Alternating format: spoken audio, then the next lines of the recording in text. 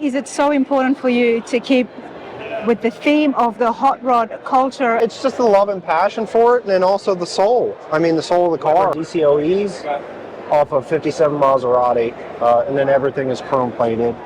Yeah, so I spent 3 months every evening while I was watching TV, sewing Christmas tinsel into the carpet. All right, everybody, there are some builders that I always look forward to see what they've been up to, and Cody Walls is definitely one of those. Check out behind us, this 32 Ford is spectacular. Cody, congratulations. Oh, thank you. This is beautiful. I saw it yesterday, or the day before yesterday, and I said, you know what, it's drawing me in. It makes you feel good.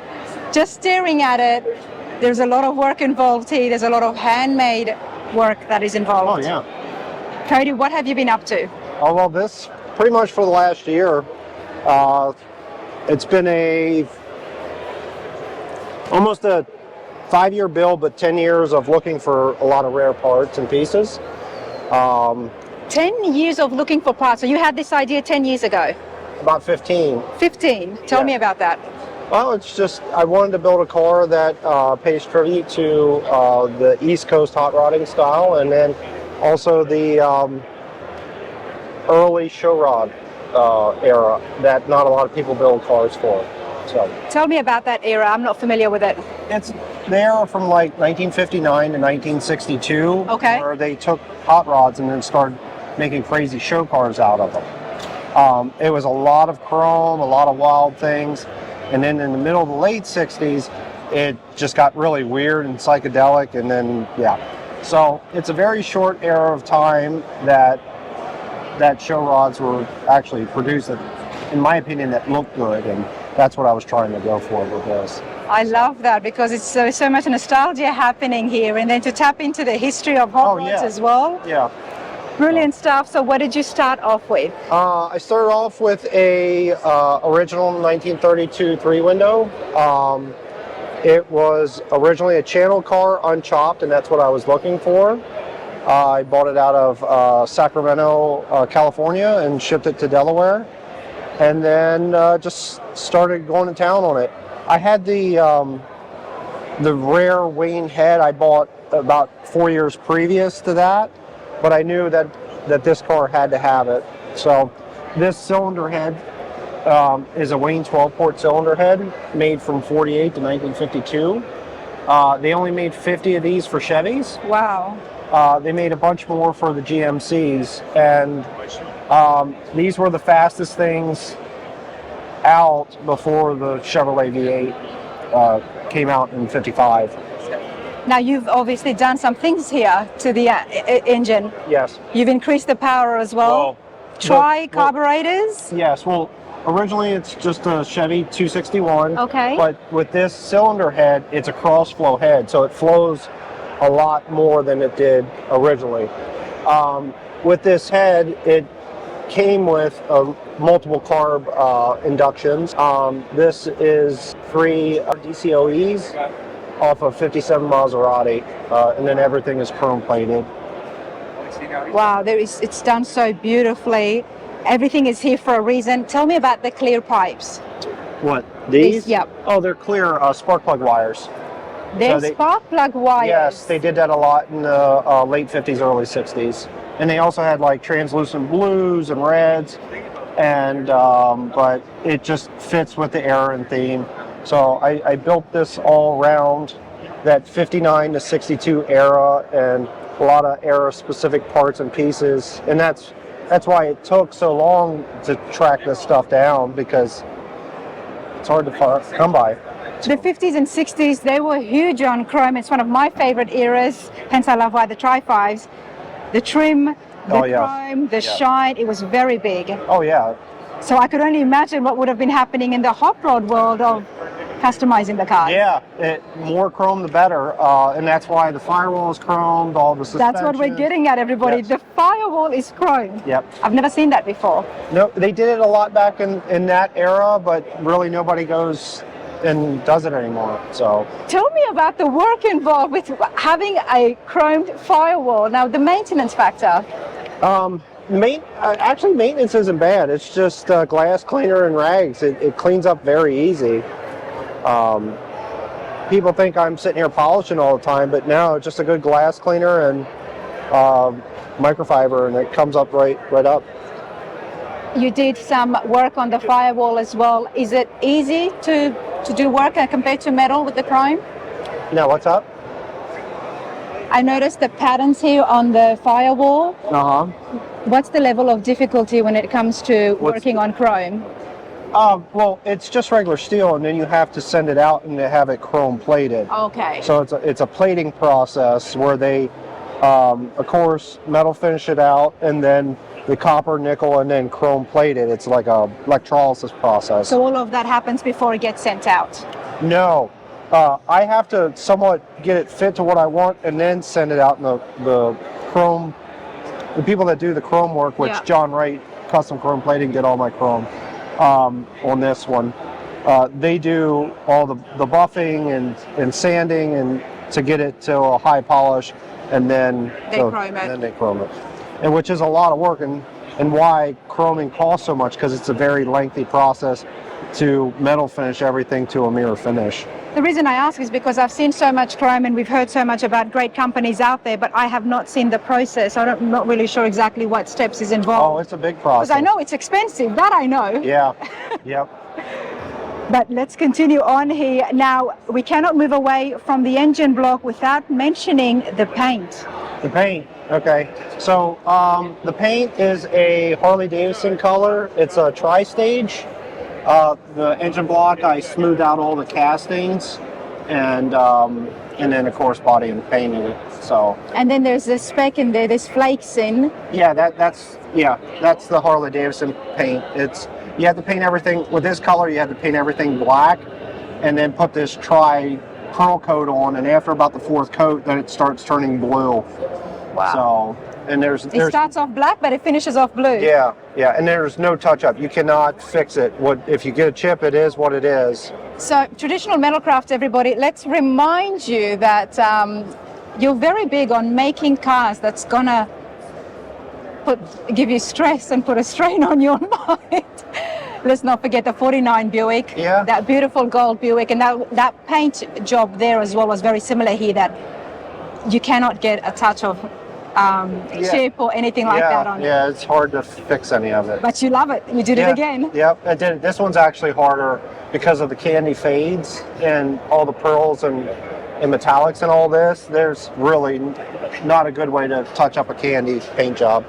The fade is spectacular, and I think it just adds so much more to the overall look of the 32 here. Yeah, and that was done a lot in the late 50s, early 60s as well, was the start of fading paint came out. So it also gives it a lot of dementia too, because if this was just straight blue, it'd have depth, but not as much as now with the fade. It really makes it deep and it draws you in. Yes. That's why I'm getting that feeling. It pulls you in. It makes you feel good.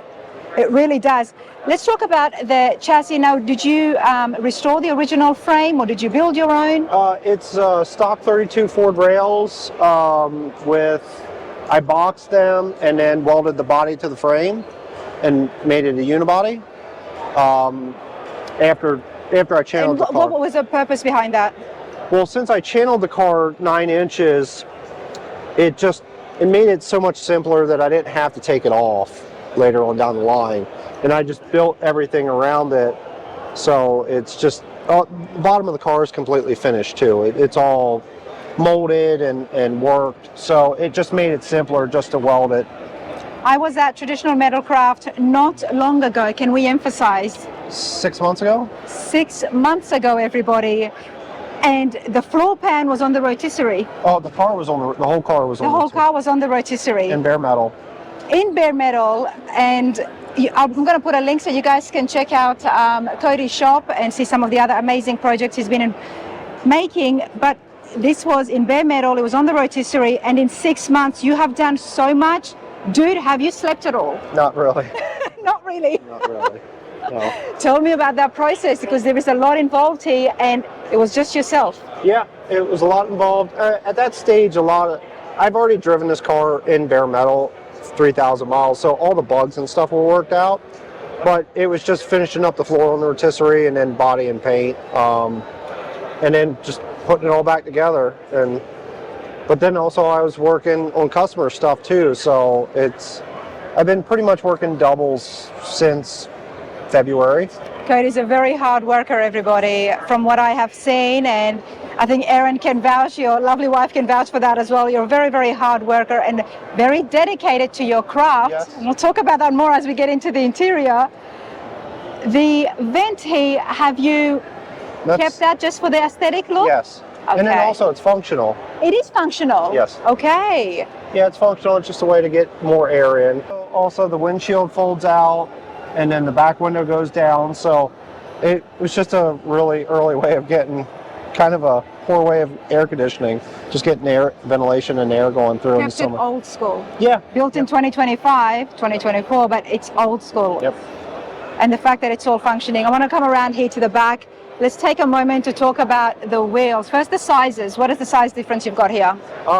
What, the tire size or the wheels? The tires. The tires, a lot of the hot rods back in the day ran bigs and littles, and that's what this is.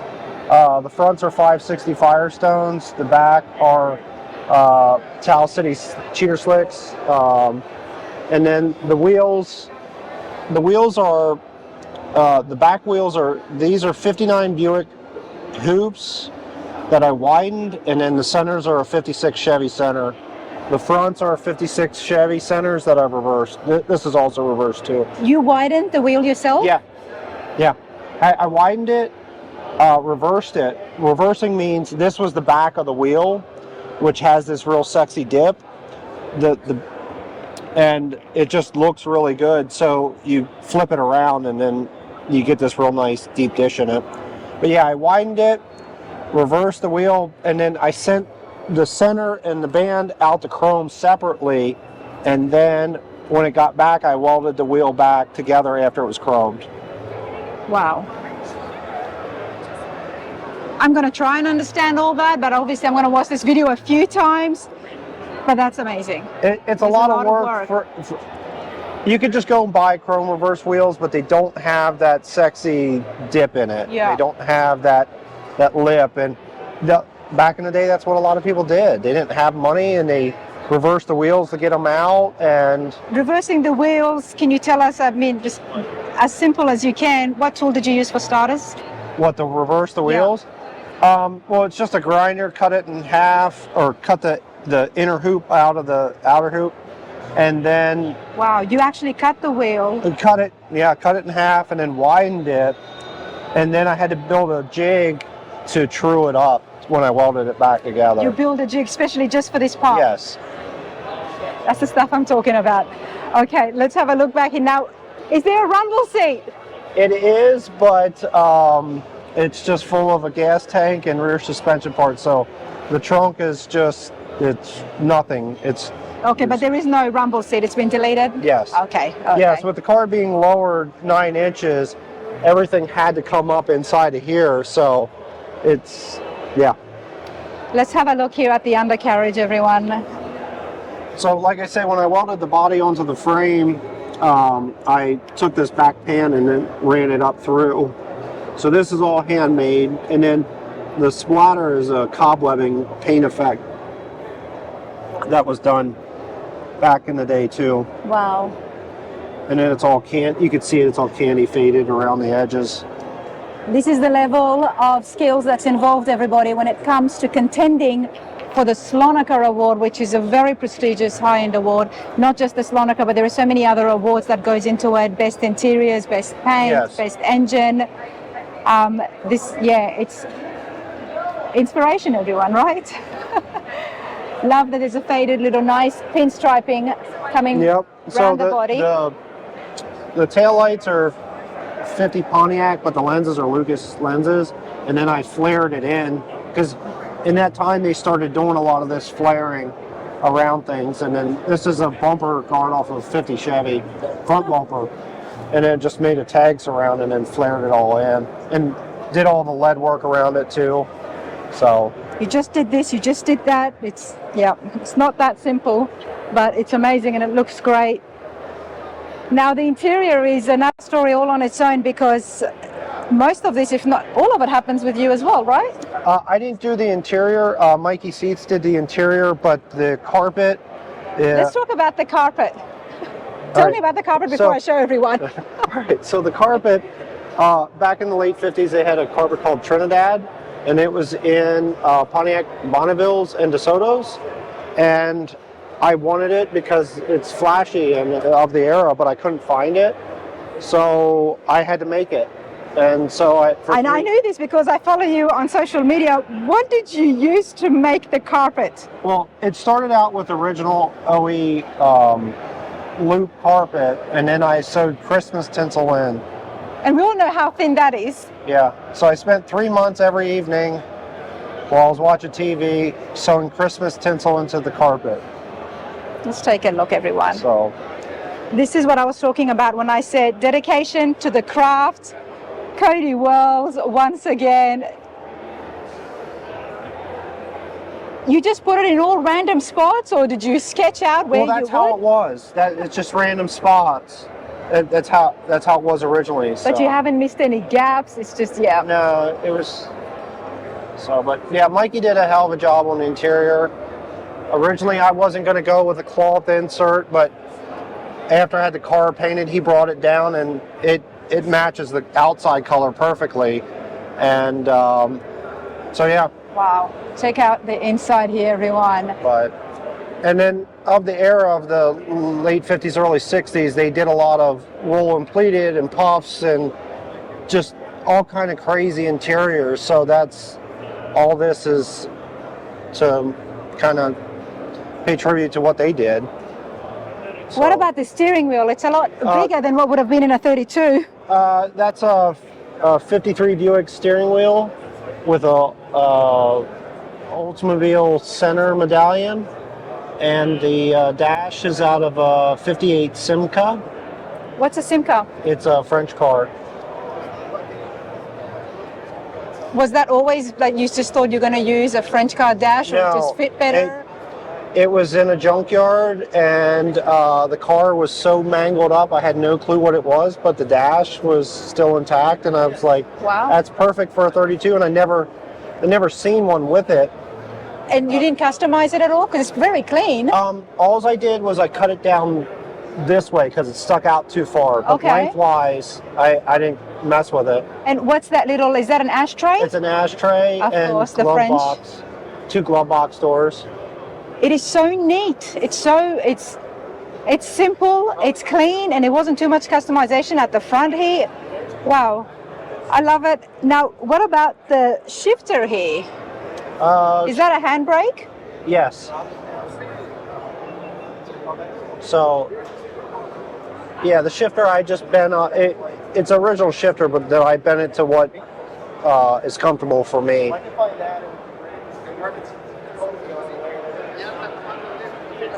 A vision that you had 15 years ago and gathered all the parts, you took your time, you're very patient. Yeah.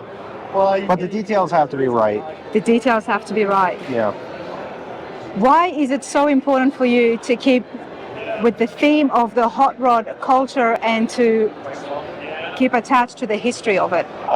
Because we see different builders all the time, and we see some amazing muscle cars and even hot rods that get really customized. Yeah. But you've attempted so much, and you've done a great job of keeping to that history. It's just the love and passion for it, and then also the soul. The soul of the car. It's all these parts and pieces there's a journey and a story behind them, and also the people that I've met in search of these parts and the friendships I've made. So it's also like a treasure hunt. So it's a lot of things that roll into one, but when it's done, it turns into something magical, in my opinion. I love it. I love coming across cars that I learned so much more, not just about building, but the history of the culture and the era. So this is fantastic. We're here right at the beginning of the year, so there is going to be so many events that you'll be able to catch Cody and the beautiful 32 as well. Oh, yeah. Where do you think you'll be showing it for people at home who are not here today? Next will be the Starbird in Tulsa in 2 weeks. Mm-hmm. And then going for Hot Rod of the Year with Good Guys National, or Good Guys Nashville. Yeah. Good Guys Dover, York NSRA, Gathering at the Rock, and I don't know what else comes up. Triple Crown of Rodding? I'm not sure about Triple Crown. We'll Okay. see. Maybe. Well, you are in Delaware, I guess. It could be a bit of a distance for you. Yeah. Beautiful nonetheless, and I wish you all the luck today. Oh, The thank you. judging has already started, but it'll be announced in a couple of days. Yes, it will. Thanks, Cody. Thank you.